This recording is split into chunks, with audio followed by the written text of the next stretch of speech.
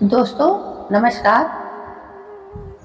अब तक की कहानी थी चारों राजकुमारों का विवाह हो चुका है।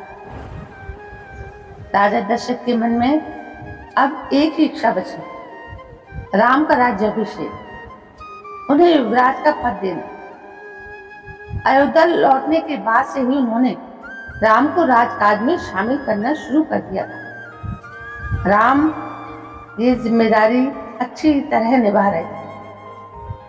उनकी विनम्रता, विद्वता और पराक्रम का लोहा सभी मानते थे।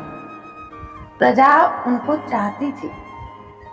दशरथ के लिए तो वो प्राणों से प्यारे थे। दरबार में राम का सम्मान निरंतर बढ़ रहा था। राजा दशरथ वृद्ध हो चले थे। मुनि वशिष्ठ से विचार विमर्श के बाद एक दिन उन्होंने दरबार में कहा, मैंने लंबे समय तक राजकाज चलाया, जैसे बन पड़ा। अब मेरे अंग शिथिल हो गए हैं, मैं वृद्ध हो चला हूँ। मैं चाहता हूँ कि ये कार्यभार राम को सौंप दूं। अगर आप सब सहमत हो तो राम को युवराज का पद दे दिया जाए। अगर आपकी राय इससे भिन्न है तो मैं उस पर भी विचार करने को तैयार हूँ। सभा ने तुमुल ध्वनि से राजा दशरथ के प्रस्ताव का स्वागत किया।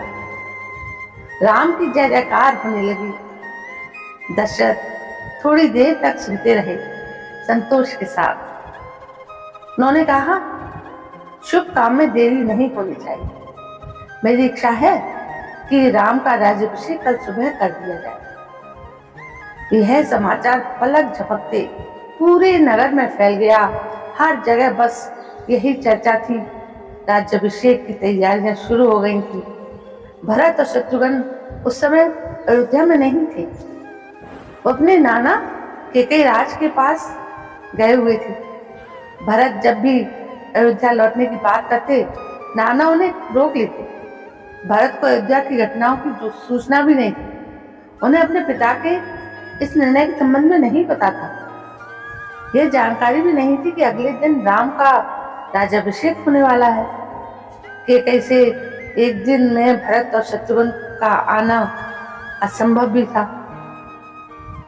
राजा दशरथ ने इस संबंध में राम से चर्चा की। कहा कि भरत यहाँ नहीं है, पर मैं चाहता हूँ कि राज्याभिषेक का कार्यक्रम न रोका जाए। उन्होंने राम से कहा, जनता ने तुम्हें अपना राजा चुना है। तुम राजधर्म का पालन करना, कुल की मर्यादा की रक्षा अब तुम्हारे हाथ में है। राज्याभिषेक की तैयारियां रानी केकई की दासी ने भी देखी। मंथरा ने शुरू में उसे इस चहल पहल का कारण समझ में नहीं आया। उसने इसे कोई अन्य अनुष्ठान समझा। इतनी रौनक, ऐसी सजावट, ऐसा कुछ उसने अन्य अनुष्ठानों में नहीं देखा था। उसे अचंभा हुआ। फिर उसने रानी कौशल्या की दासी से पूछा। उसे तब पता चला कि कल राम का राज्याभिषेक होने वाला है। यह उत्सव उसी के लिए है। मंथरा जल भून गई। राम का राज्याभिषेक उसे षड्यंत्र लगा। केकई के विरुद्ध। वो केकई की दासी थी बचपन से। केकई का हित उसके लिए सर्वोपरि था। मंथरा उसे अपना हित मानती थी। वो केकई की मुंह लगी थी। रानी केकई भी उसे बहुत मानती। क्रोध में आग बबूला मंथरा रनिवास की ओर भागी, सीधे केकई के कक्ष में।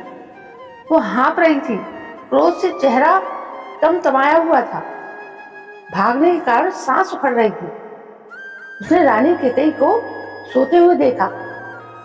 इसी तरह स्वयं पर को संभालते हुए मंथरा ने कहा, अरे मेरी मूर्ख रानी, उठ। तेरे ऊपर भयानक विपदा आने वाली है। ये समय सोने का नहीं है। होश में आ जाओ।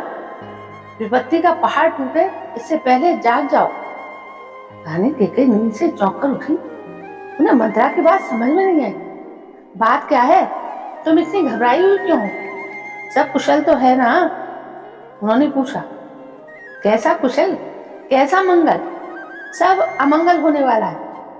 तुम्हारे सुखों का अंत। महाराज दशरथ ने कल राम का राज्याभिषेक करने का निर्णय लिया है।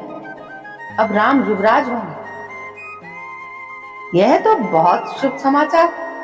केकई ने प्रसन्नता से अपने गले का हार उतारकर मंथरा को दे दिया। मैं बहुत प्रसन्न हूँ। राम युवराज पद के लिए हर तरह से योग्य है। रानी, तुम्हारी बुद्धि फिर गई है, मति मारी गई है। सवाल राम की योग्यता का नहीं है, राजा दशरथ के षड्यंत्र का है, तुम्हारे अधिकार छीनने का। मंथरा ने हाथ दूर फेंकते हुए कहा, यह षड्यंत्र नहीं तो और क्या है। कल सुबह राज्याभिषेक है। भरत को जानबूझकर ननिहाल भेज दिया, समारोह के लिए बुलाया तक नहीं। केकई का स्वर उग्र हो गया। उन्होंने मंथरा को डांटते हुए कहा, राम के प्रति मेरा अगाध स्नेह है। वो मुझे माँ के समान सम्मान देता है। मुझे इसमें षड्यंत्र नहीं दिखाई देता। इसमें षड्यंत्र नहीं है। राम के बाद भरत ही राजा बनेगा।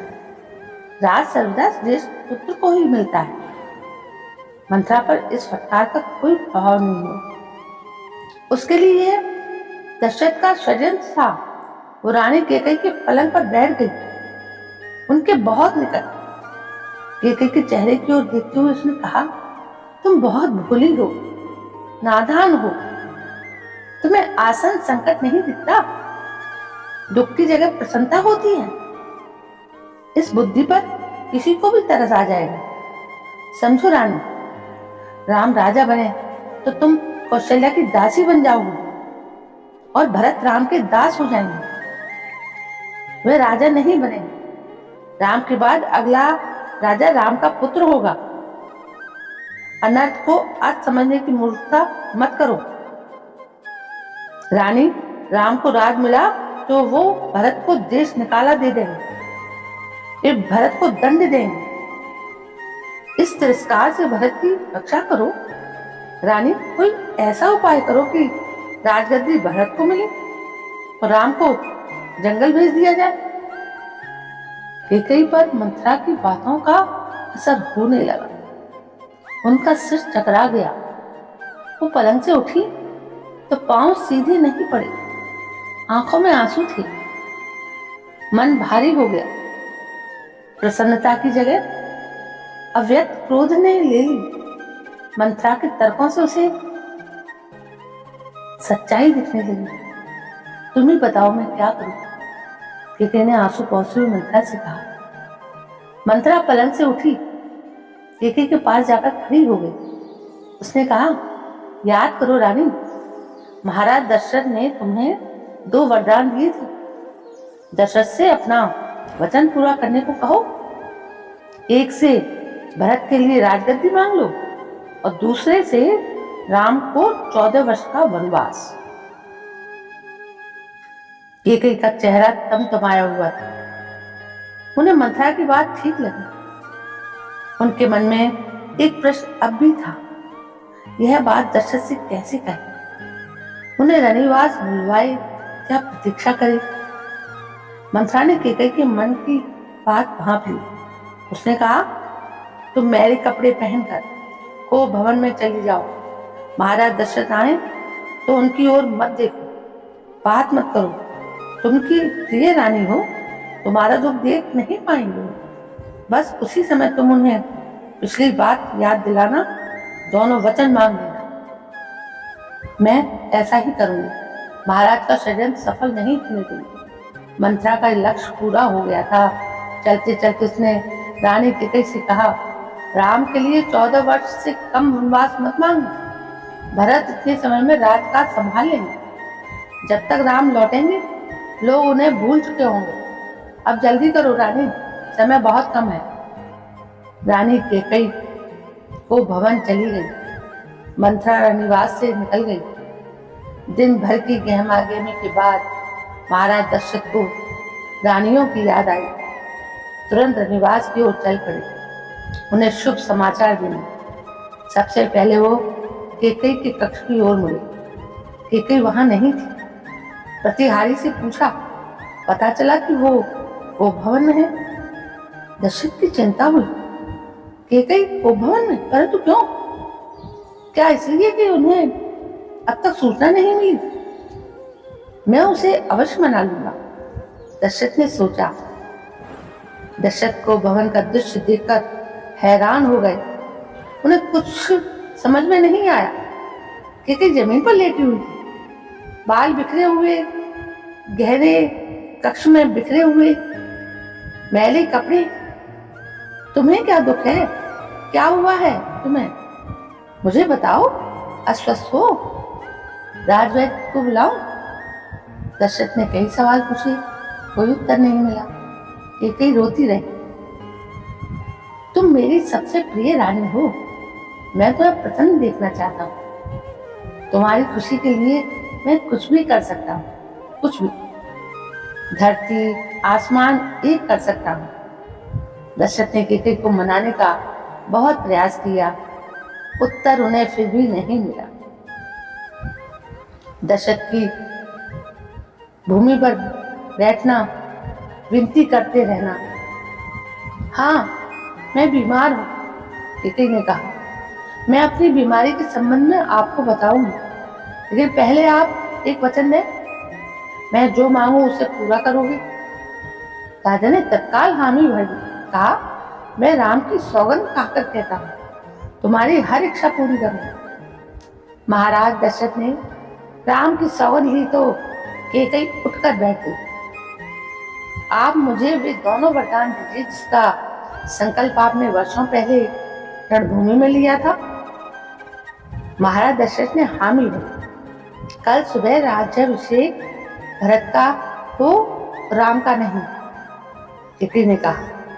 दशरथ भौचक्के के रह गए। उन पर वज्रपात सा हुआ। थोड़ा रुककर केकई बोली, राम को 14 वर्ष का वनवास हुआ। दशरथ का चेहरा सफेद पड़ गया, अवाक रह गए। सिर चकराने लगा, वे मूर्छित होकर गिर पड़े। कुछ देर में राजा को होश आया। केकई की ओर देखा, बड़े कातर भाव से बोले, ये तुम क्या कह रही हो? मुझे विश्वास नहीं होता कि मैंने सही सुना है। केकई अड़ी रही। दशरथ केकई की मांग को स्वीकार करते रहे, अनर्थ बताते रहे। तब केकई ने अंतिम हथियार चलाया। अपने वचन से पीछे हटना रघुकुल का अनादर है।